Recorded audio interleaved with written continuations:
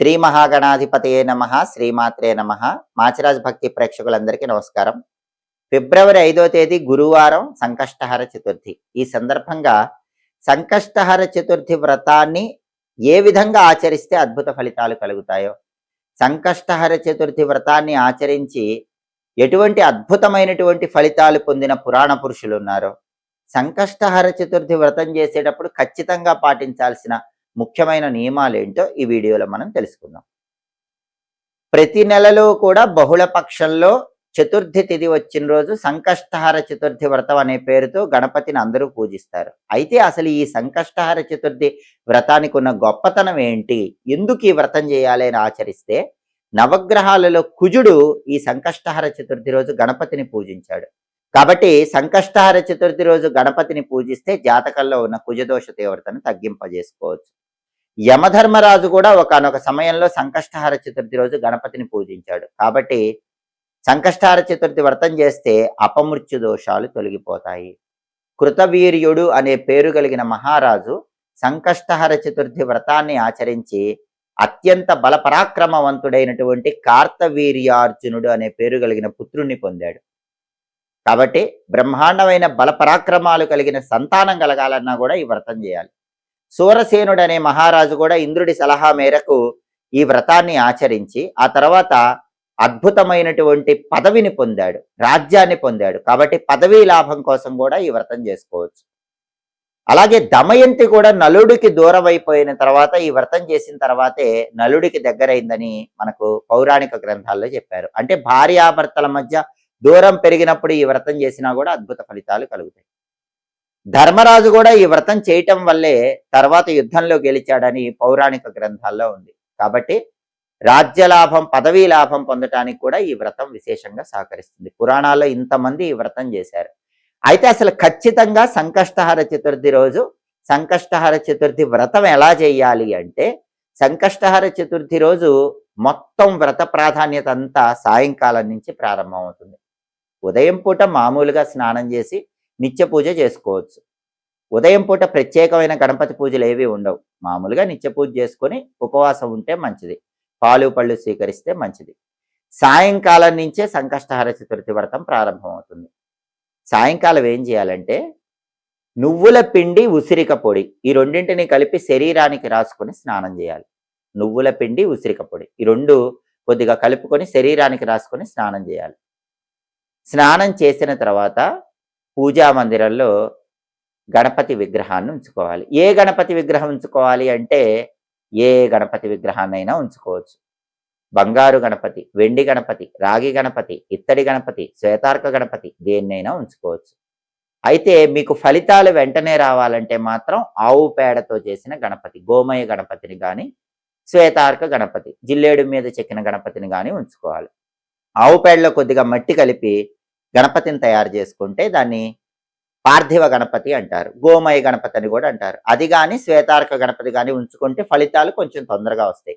ఇనుముతో చేసిన గణపతిని తప్ప ఏ లోహంతో చేసిన గణపతినైనా ఉంచుకోవచ్చు. అయితే ఒక ముఖ్యమైన నియమం మాత్రం ఉంది. ఆ నియమం ఏంటంటే, సంకష్టహర చతుర్థి వ్రతం చేసే వాళ్ళు ఎవరైనా సరే గోమయాన్ని పూజలో ఉంచాలి, ఆవు పేడ ఉంచాలి.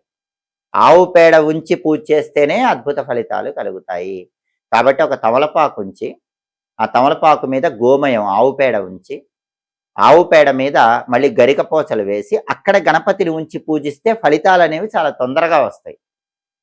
ఇది ముఖ్యమైనటువంటి నియమం. కాబట్టి ఏ గణపతినైనా ఉంచి గణపతి దగ్గర కొబ్బరి నూనె దీపం పెట్టి గణపతికి 108 నామాలు చదవగలిగిన వాళ్ళు 108 నామాలు చదవండి. 108 నామాలు చదవలేని వాళ్ళు గణపతికి 21 నామాలు ఉంటాయి, అవైనా చదువుకోవచ్చు.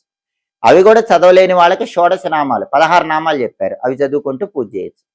పూజ ఎలా చేయాలి? గరికపోచలు ఖచ్చితంగా ఉపయోగించాలి. రక్తాంబరం రక్తవర్ణం అన్నారు. గణపతికి ఎరుపు అంటే చాలా ఇష్టం. కాబట్టి ఎర్రపూలు ఖచ్చితంగా వినియోగించాలి. గరికపోచలు, ఎర్రపూలు ఈ రెండు వినియోగిస్తూ గణపతిని పూజ చేసుకోండి. అలాగే మీకు దొరికితే నేరేడాకులు కూడా గణపతి పూజలో ఉంచండి. సంకష్టహర చతుర్థి రోజు నేరేడాకులు నుంచి పూజ చేస్తే చాలా మంచిది. పూజ అయిపోయిన తర్వాత హారతి ఇచ్చి నైవేద్యంగా రకరకాల పండ్లు, ఉండ్రాలు ఇలాంటివి అందరూ సమర్పిస్తారు. కానీ నువ్వులతో చేసిన పదార్థాలు కూడా సమర్పించండి. అప్పుడు గణపతి తొందరగా అనుగ్రహిస్తాడు. ఇలా పూజ చేసిన తర్వాత ఏం చేయాలంటే, ఆవు పేడ మట్టి కలిపి చేసిన గణపతినైతే పూజ పూర్తయిపోయిన తర్వాత ఎక్కడైనా పారే నీళ్ళల్లో వదిలిపెట్టడం, మొక్కల్లో వేయటం చేయాలి. లోహంతో చేసిన గణపతి అయితే దాన్ని శుభ్రం చేసుకుని యథావిధిగా పూజా మందిరంలో ఉంచాలి. పూజలో ఉంచిన గోమయాన్ని ఏం చేయాలి, ఆవు పేడను ఏం చేయాలంటే దాన్ని మొక్కల్లో ఎరువుగా వాడుకోవచ్చు, లేదా దాంతో పిడకలు చేసుకోవచ్చు. మొక్కలంటే మళ్ళీ అన్ని మొక్కల్లో ఉంచకూడదు, ఒక్క తులసి మొక్క తప్ప ఏ మొక్కలోనైనా ఉంచుకోండి. తులసి మొక్కలో మాత్రం గణపతి పూజలో ఉంచిన గోమయాన్ని ఉంచకూడదు. అసలు తులసి దళాలతో గణపతిని పూజించకూడదు. తులసి దళాలతో ఒక్క వినాయక చవితి రోజు తప్ప ఎప్పుడూ గణపతిని పూజించకూడదు. కాబట్టి తులసి మొక్కలో కాకుండా ఏ మొక్కలోనైనా సరే ఆ పూజలో ఉంచినటువంటి ఆవు పేడ గోమయాన్ని కలిపేసుకోవచ్చు, ఎరువుగా వినియోగించుకోవచ్చు, లేదా పిడకలు చేసుకోవచ్చు. అయితే ఇక్కడ ముఖ్యమైన విషయం ఏంటంటే, సంకష్టహర చతుర్థి వ్రతాన్ని ఆచరించిన తర్వాత ఆకాశంలో చంద్రుడిని చూసి చంద్రుడికి అర్ఘ్యం వదిలిపెట్టాలని గణేష పురాణంలో చెప్పారు. చంద్రుడికి అర్ఘ్యం వదిలిపెట్టడం అంటే ఏంటి, ఒక గిన్నెలో నీళ్లు తీసుకుని అందులో తెల్ల పుష్పాలు కలిపి చంద్రుడిని చూస్తూ ఆ నీళ్లు వదిలిపెడుతూ మొక్కలు పోయాలి. అలాగే చతుర్థి తిథికి కూడా అర్ఘ్యం ఇవ్వాలని చెప్పారు. చతుర్థి తిథి నీకు నమస్కారం అని మనసులో అనుకుంటూ తెల్ల పుష్పాలు కలిపి నీళ్లు మొక్కలు పోయాలి. అంటే చంద్రుడిని చతుర్థి తిథిని స్మరించుకుంటూ అర్ఘ్యం ఇవ్వాలి. అలాగే మళ్ళీ అర్ఘ్యం ఇచ్చిన తర్వాత గణపతి దగ్గరకు వచ్చి నమస్కారం చేసుకొని సంకటం మాం నివారయ, మాకున్న కష్టాలు పోగొట్టు అని అర్థం. సంకటం మాం నివారయ అని చెప్పుకొని ఆ తర్వాత రాత్రికి కనీసం 11 వరకు లేదా 12 వరకు జాగరణ చేస్తూ గణపతి కీర్తనలు వింటాం, స్తోత్రాలు వింటాం, ఇలాంటివి చేయాలి. రాత్రికి భోజనం చేయొచ్చు, పగల ఉపవాసం ఉండి రాత్రికి భోజనం చేసుకోవచ్చు. మర్నాడు మళ్ళీ స్నానం చేసి గణపతిని పూజించుకోవాలి. ఇలా చేస్తే సంకష్టహార చతుర్థి వ్రతం మొత్తం పూర్తవుతుంది. ఈసారి సంకష్టహార చతుర్థి గురువారం వచ్చింది కాబట్టి మర్నాడు ఎవరు శుక్రవారం ఉద్వాసన చెప్పకూడదు కాబట్టి రాత్రికి పూజ అయిపోయిన తర్వాత ఉద్వాసన చెప్పుకోండి, లేదా శనివారం ఉద్వాసన చెప్పి మట్టితో చేసినటువంటి గణపతిని నీళ్లలో వదిలిపెట్టండి, లేదా మొక్కల్లో వేయండి. ఇలా సంకష్టహార చతుర్థి వ్రతాన్ని ఆచరించండి. గణపతి సంపూర్ణమైన అనుగ్రహానికి ప్రతి ఒక్కరూ చాలా సులభంగా పాత్రలు కావచ్చు. అలాగే గణపతికి తర్పణం అంటే కూడా చాలా ఇష్టం. ఆయన చతురావృత్తి తర్పణం అంటే ఎంతో ఆనందిస్తాడని పౌరాణిక గ్రంథాల్లో చెప్పారు. చతురావృత్తి తర్పణం అంటే అనేక సార్లు గణపతికి తర్పణం ఇస్తూ ఉంటే దాన్ని చతురావృత్తి తర్పణం అంటారు. 4 సార్లు తర్పణం ఇవ్వండి, అద్భుత ఫలితాలు కలుగుతాయి. అంటే అర్థం ఏంటంటే, గిన్నెలో నీళ్లు తీసుకుని గణపతి విగ్రహం చుట్టూ ఆ నీళ్లు 4 సార్లు ఇలా తిప్పి ఎక్కడైనా జిల్లేడు మొక్క మొదట్లో పోయండి, లేదా ఏ చెట్టు మొదట్లో అయినా పోయండి. దీన్ని గణపతికి ఇచ్చే తర్పణ విధానం అంటారు. దీనివల్ల కూడా గణపతి తొందరగా అనుగ్రహిస్తాడు. కాబట్టి ఫిబ్రవరి 5 సంకష్టహార చతుర్థి సందర్భంగా సంకష్టహార చతుర్థి వ్రతం చేసి గణపతి సంపూర్ణమైన అనుగ్రహానికి ప్రతి ఒక్కరూ సులభంగా పాత్రలు కండి.